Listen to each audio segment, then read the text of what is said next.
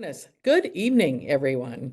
I'm Bernie Burnham. I'm the president of the Minnesota AFL-CIO, and I see some familiar faces and I see lots of names on the screen. So if you're so inclined and you want to come up so we can see each other, that's great. And if you don't want to, I guess I understand that too. But small enough group. Nice to see everybody here tonight.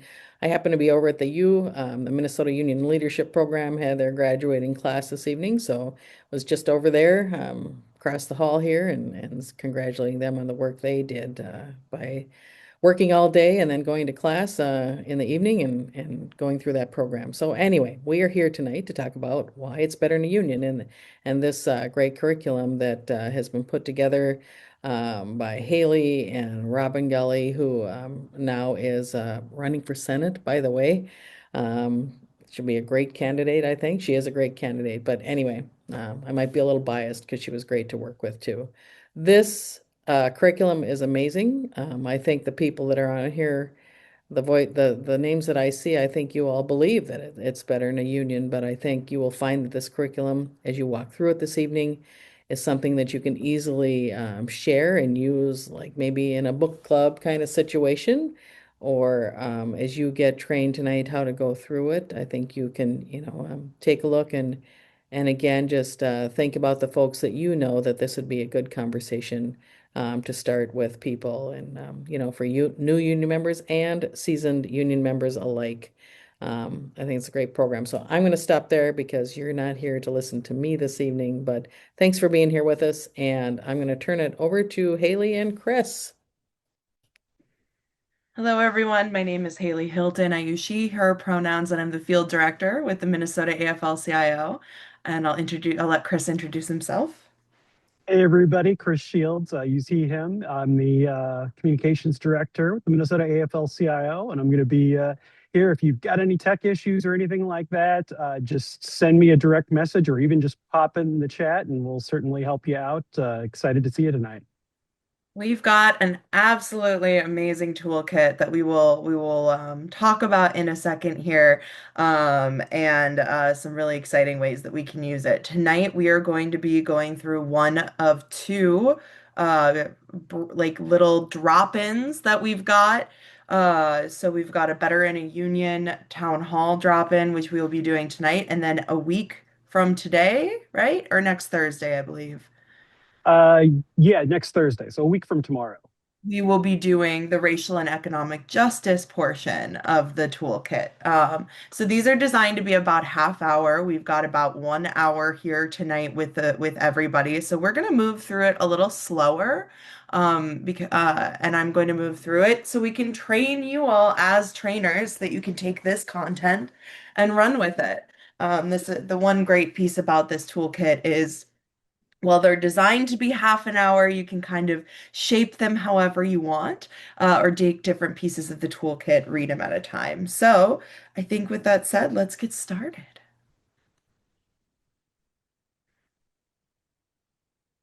All right, let's read our native land acknowledgement. We begin by acknowledging the indigenous peoples, the Dakota and the Anishinaabe, on whose land we meet. We are called on to learn and share what we learn about the tribal history, culture, and contributions that have been suppressed in telling the story of America. We thank them and their relatives for their care of the land, and we recognize their continuing connection to the land, waters, and community. Now let's read our code of conduct.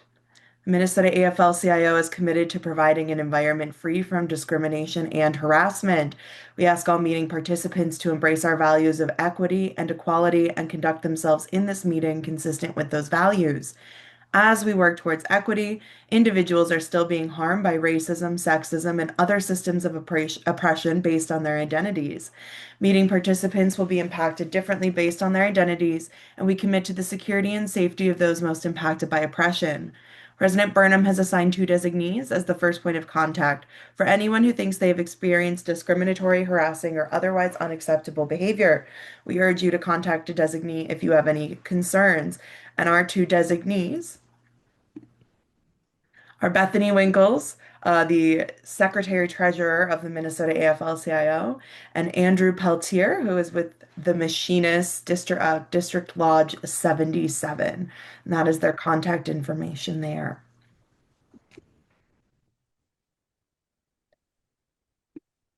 All right, so we are going to go through, we've gone through our welcome. We're going to go through a bit of, we're going to go through the Better in a Toolkit history exercise, going to do an evaluation, and then a wrap up. So let's dive into it.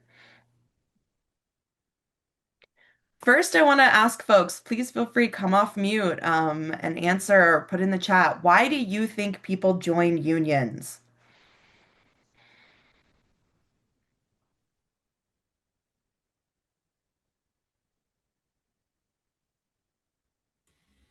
Because somebody asked them. Yeah, absolutely. That is number one rule of organizing is that if you don't ask someone, they won't do it. So yes, 100% because you asked them. What is it about unions that are attractive to folks? What makes people want to be a part of them? I think people want a sense of belonging. They want to be Community, able to relate to other people in a way that's similar to themselves. community, connection. Ask, Mary, yeah. Protection. Protection, yes. I know what it's like to work at a non-union location and have a boss that decides they don't necessarily like me that much, despite how hard I work. And it is much different to be in an environment where you have a union protection, right? Yeah, not being alone, higher wages. Yes, 100%. Uh, and we're going to get into that a lot here today, right? So people also often assume that workers join unions because they want to improve pay. Pay is a really big issue for unions. And union workers do, on average, earn 11.2% more than people in the same jobs without contracts. But as you all probably know, just like in the early days of worker organizing, for lots of organizing workers today, pay isn't the top priority. Workers organize because they want to improve dignity and respect in the workplace. They will negotiate higher wages, yes, but they also negotiate issues that affect working conditions like safety, staffing, and time off. And you're absolutely right. Having a place that of belonging is 100% a reason as well. When I was working for a union that was working to organize nonprofit workers, some of those workers reached out to us because they believed in the value and vision of what the unions were offering, and they wanted a funnel through which to be a little bit more politically engaged, which was really exciting.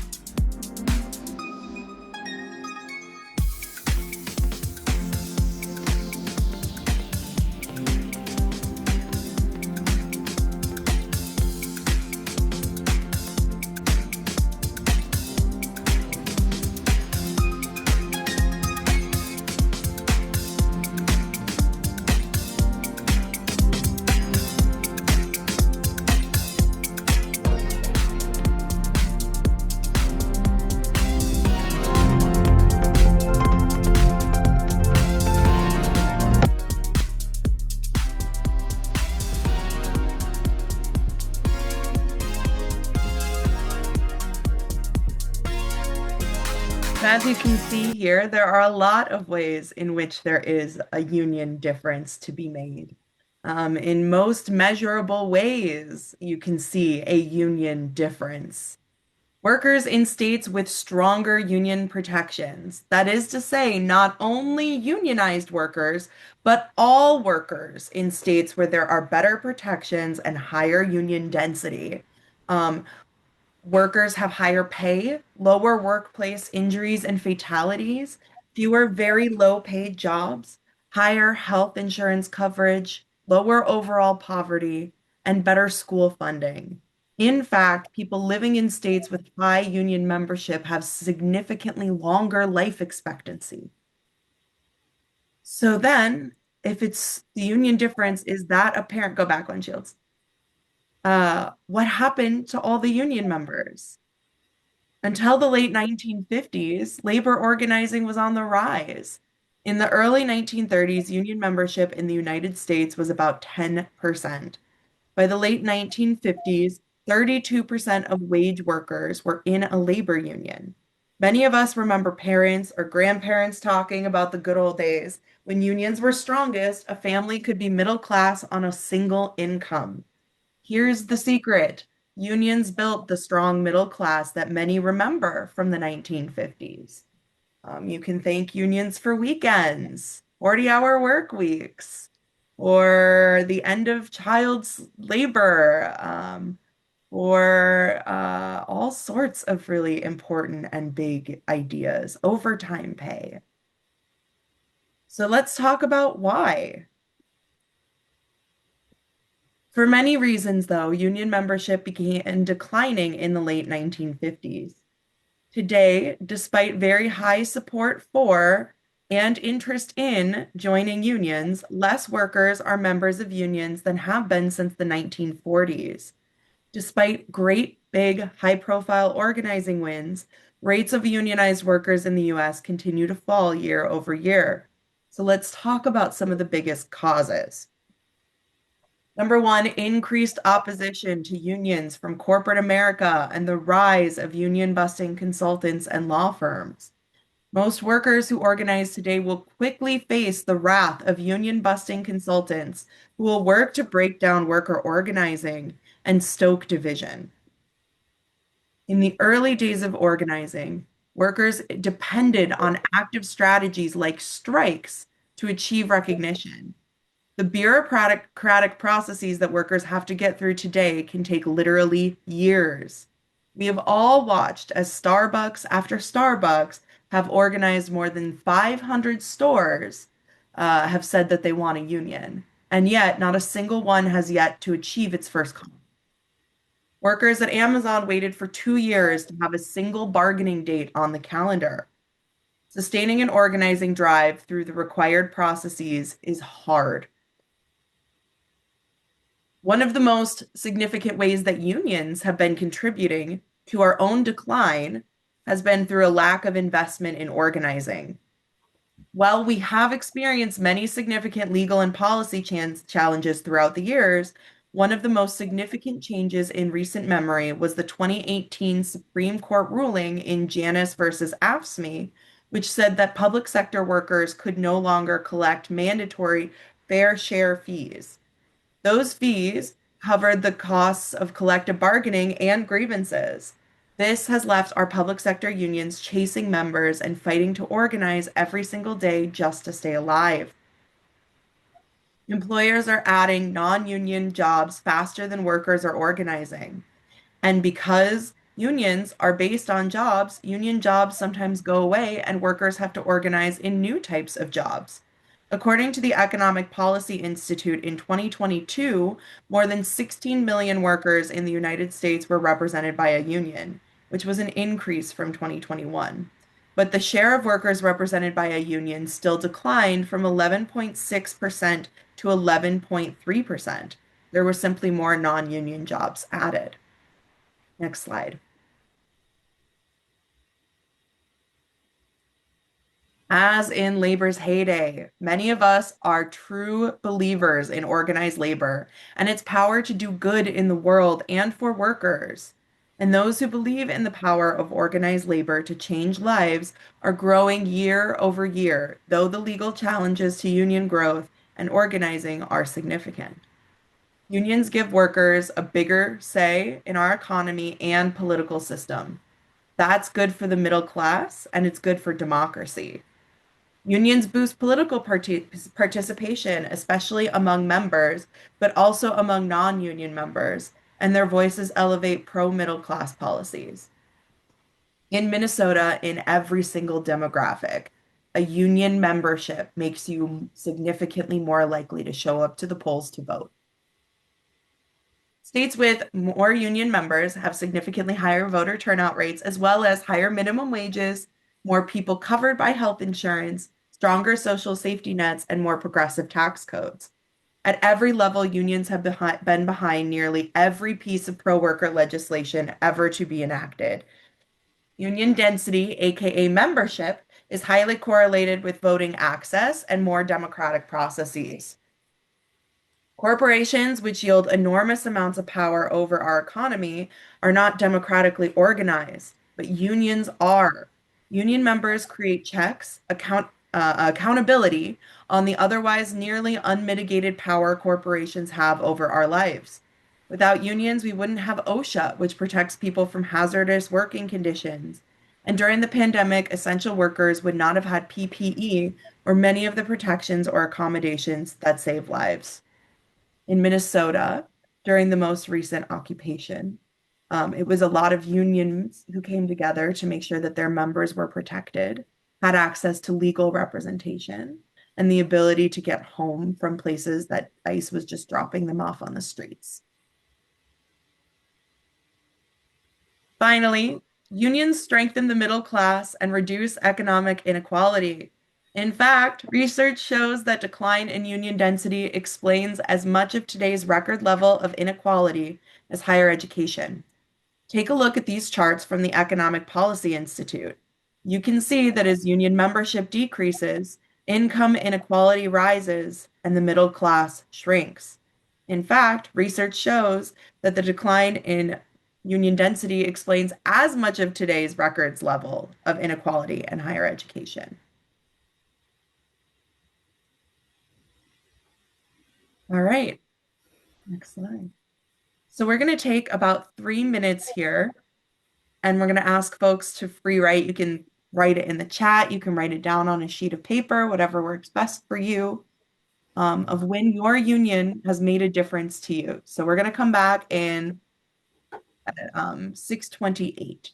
Katie, do you want to share a little bit about your experience out loud? Sure. I was probably 19. I was working as a cocktail waitress at the old Hyatt Hotel downtown by the bus depot. And we had a very small cocktail lounge, and I was used to working in a workman's bar with a huge amount of hard drinking people, and this other bar was a third of the size and people not drinking so fast. And anyway, when I first got there, we had an argument over my costume because they wanted me to wear this shirt that was way too big for me and these shorts that were covered up by my shirt, and it was just stupid. And I told him I wouldn't wear it, mainly because I just didn't like it. But I didn't tell him that. I told him I wouldn't wear it because it was sexually provocative. And this was during the time they were having problems with NREC's uniforms. So he said, fine, just wear whatever you want. And so I basically wore kind of a tuxedo outfit. And then the other girl that was in the bar with me usually just worked until 6:30, and then she went over to the dining room to serve food, and she wanted to work in the dining room. And they thought for some reason that they needed 2 people during happy hour, which was hilarious. And so they figured out that I could do it by myself. So they moved her over to the dining room at 4:30. And so I was there by myself, which was fine because I made more money. But then when it was time for me to go on my lunch break, there was nobody there to give me my break. And I told him he had to give me my lunch break. I mean, I'm wearing high heels and standing up 8 hours. And so he said, well, no, you can just bring your lunch into the bar. You can sit here at the bar. And I said, no, I get 30 minutes off. That means away from the work site. I'm not going to stand here. As soon as I sit down, everybody's going to want something. They can't stand to see a waitress sit down. I'm not doing that. And we kept arguing back and forth. And then he's, just kind of, dead ended it. And I said, look, either I get my lunch break or I'm going to have a picket line outside here tomorrow. And I was a union member, but I had never even been to a meeting. I got this from my parents. The only thing I had ever participated in was the waiters and waitresses race during the Aquatennial at the Lake Calhoun. And well, anyway, I don't know if he took me seriously or he just wanted to shut me up. But anyway, he decided that he would wait on my tables while I was on my lunch break. So he's wearing a suit and tie. He comes in, takes the tray, and then I go have my lunch break. And I go into the kitchen, and all the cooks are standing there going, it's her. That's her. She's the one. That's her there. So part of this was my youthful exuberance, which I was much more aggressive when I was younger, and it was hard to imagine. But I, you know, to me, those jobs were a dime a dozen, and if he was going to give me a hard time, I'd just go work someplace else, and it'd be his loss. Yeah. I see someone who said that Alicia says they had a complicated workers' comp case and a manager who was not cooperative, so that's when a difference was made for them. Jean has one about her union supporting her through claims that there's no work conducive to a female working for the rest of the season, and she should come back in spring. All right, we're going to get into a group discussion. So we're going to take about 5 minutes here to read a news article where we see an injury to one, and we're going to talk about how an injury to one is an injury to all. We talk about in the labor movement how there's strength in numbers, right?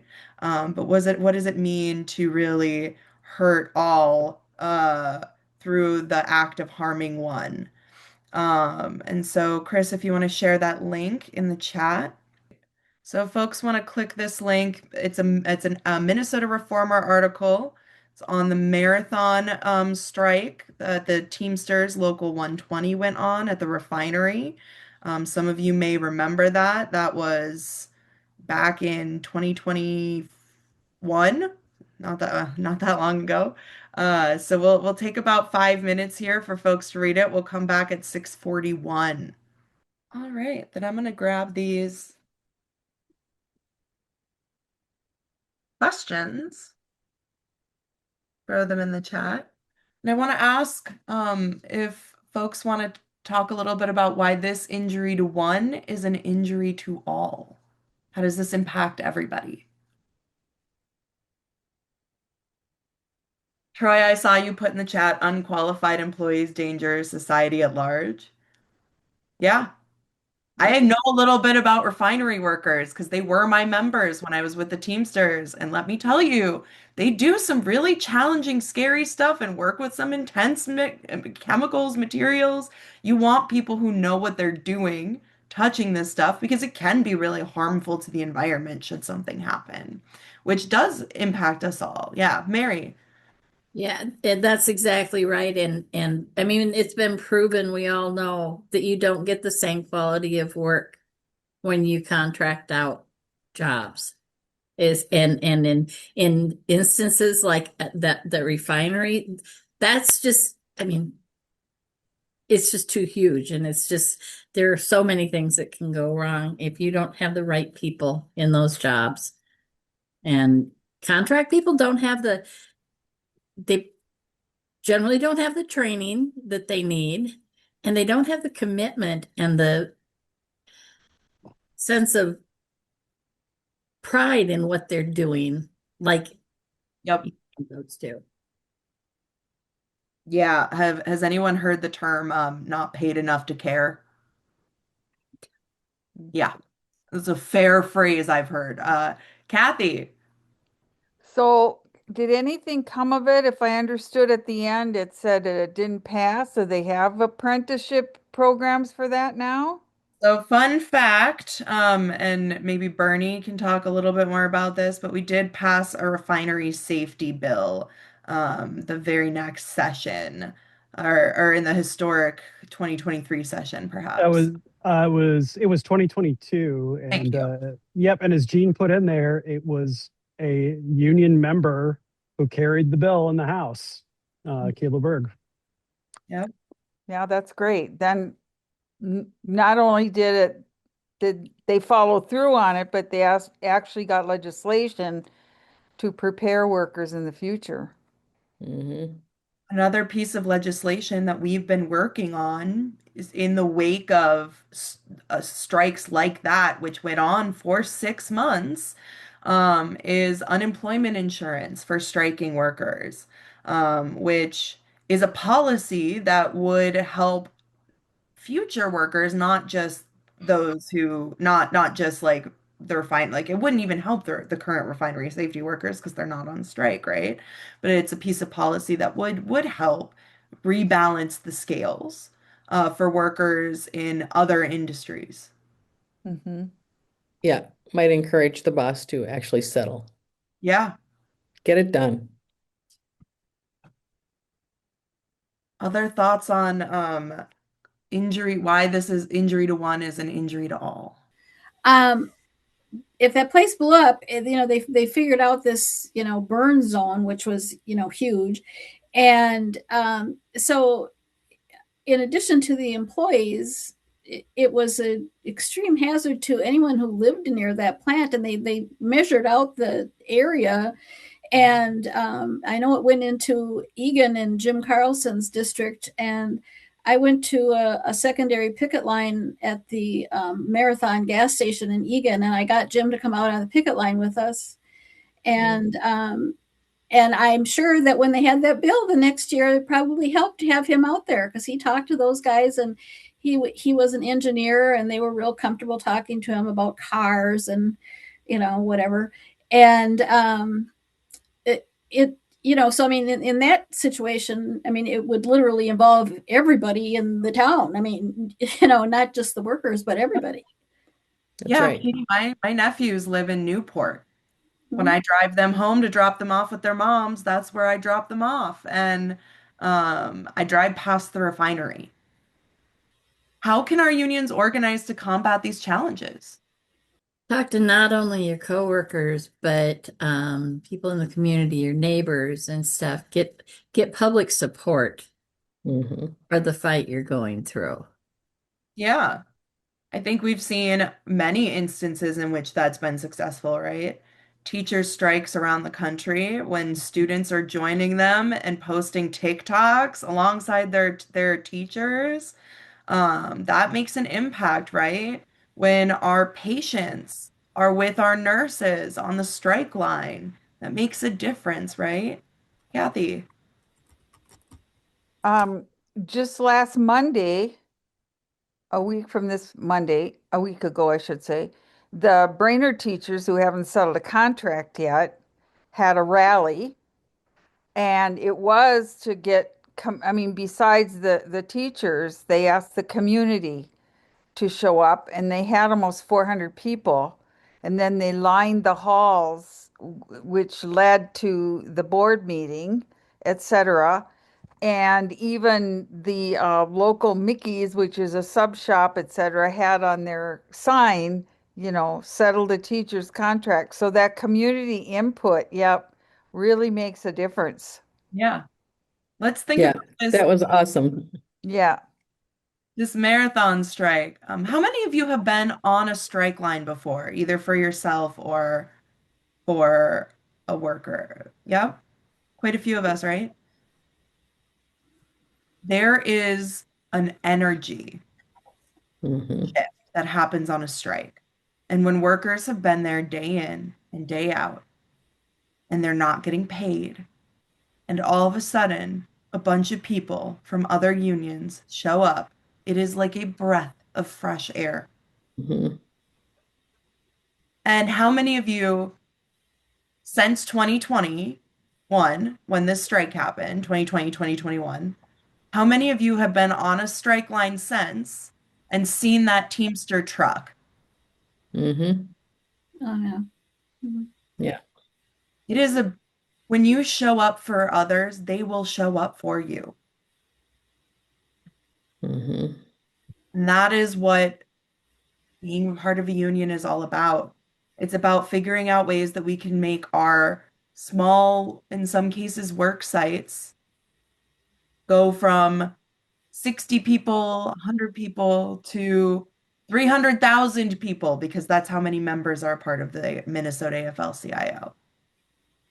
Yeah, and I was thinking about the refinery story and how it wasn't just a fight on the picket line. It's those unions, the Teamsters and the laborers and a lot of the other building trades and the Minnesota AFL-CIO. We all got together, cross Hmm. solidarity, and got that refinery safety bill passed. So it was and it I don't think a single union alone could have done that. Mhm. Yeah, I remember back in 2020, no, not, I'm sorry. Get back a few more years. 2000, 2001, of course, state workers went on strike. I got elected president of my statewide local a month before we went out on strike, which was really fun.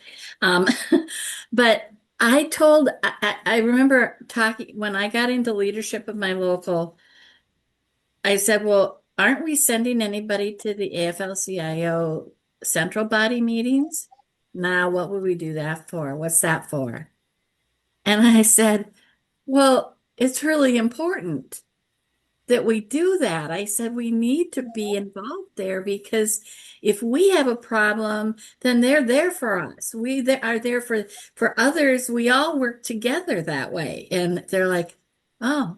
So I did get people to start going for a while, at least, But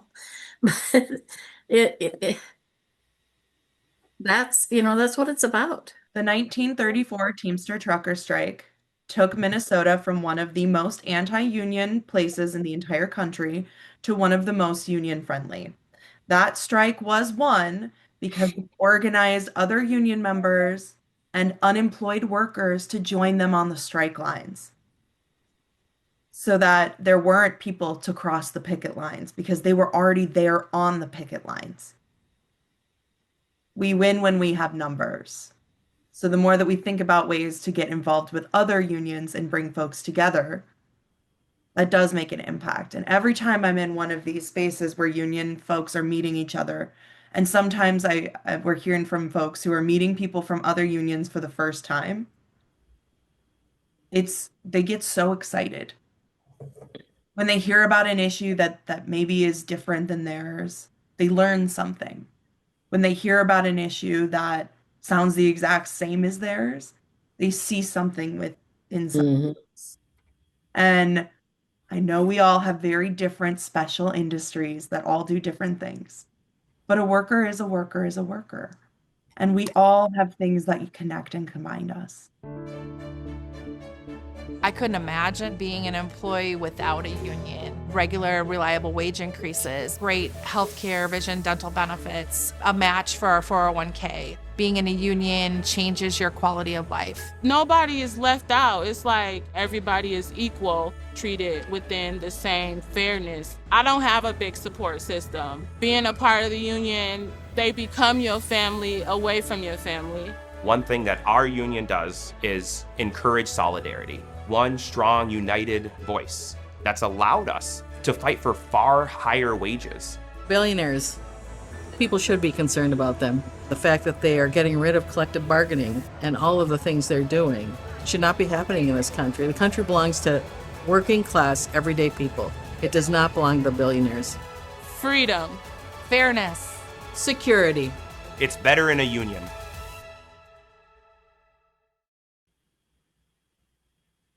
So now it's your turn. We're asking you to take what you've learned today, take what's on this toolkit. You can scan this QR code, click the link in the chat, and it will take you to a landing page that has all sorts of goodies. Has a little bit of a section where you can take action on unemployment insurance for striking workers. We learned a little bit about the marathon workers. That would have helped them. So let's take a look at helping future workers. So take action there. And you can access the toolkit. And then right at the bottom is a section about telling us why it's better in a union. And I'll let Chris talk a little bit about that. So as you saw, including Bernie, talking about how it is better in a union, we want to hear from you. We want to hear from your fellow members. There is a spot right down there at the bottom of the page, whatever device you're using, your phone, your computer, tablet, whatever.